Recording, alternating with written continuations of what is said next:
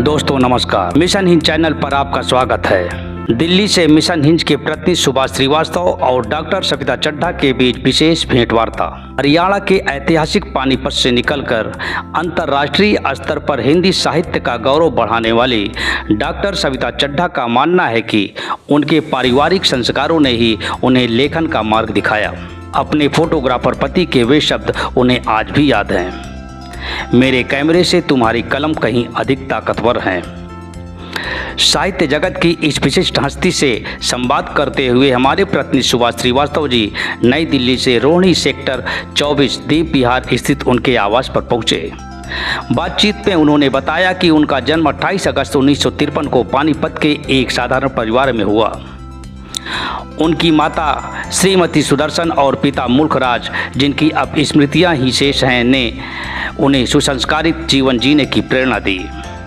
बचपन में वे अपने नानी के घर रहीं और 2 वर्ष की उम्र में उनके पिताजी को पुलिस विभाग में सरकारी नौकरी मिली, जिसके बाद उनका परिवार दिल्ली में आकर बस गया। शैक्षिक पृष्ठभूमि और साहित्यिक योगदान। आज सविता जी साहित्य जगत की एक प्रतिष्ठित हस्ती हैं। उन्होंने हिंदी एवं अंग्रेजी में स्नातकोत्तर शिक्षा प्राप्त की है। साथ ही पंजाबी और उर्दू भाषाओं का भी अच्छा ज्ञान रखती हैं।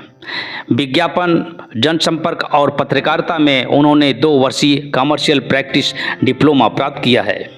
वे अखिल भारतीय शिल्पी चड्ढा स्मृति सम्मान संस्था और सविता चड्ढा जनसेवा समिति की अध्यक्षा भी हैं।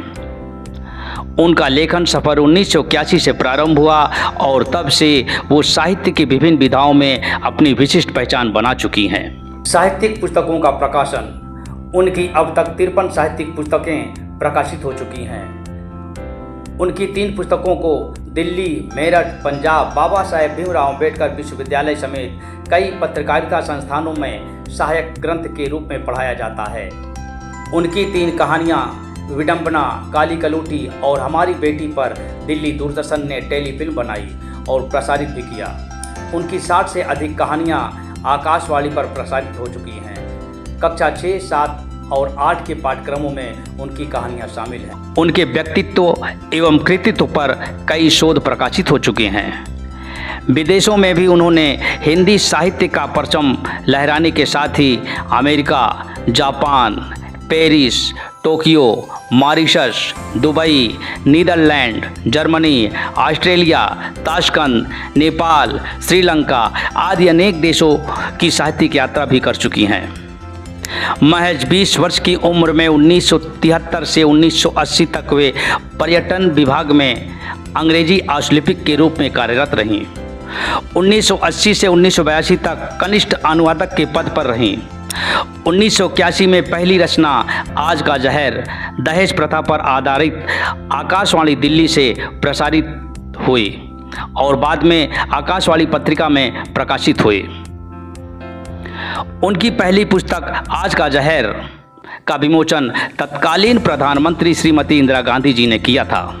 डॉक्टर सविता चड्ढा जी को हिंदी अकादमी से मातृश्री सम्मान, कलम का सिपाही सम्मान, महादेवी वर्मा सम्मान, साहित्य श्री कथाकार सम्मान, राष्ट्र रत्न सम्मान, तुलसी सम्मान, हरियाणा गौरव सम्मान जैसे अनेक प्रतिष्ठित पुरस्कारों से नवाजा गया है।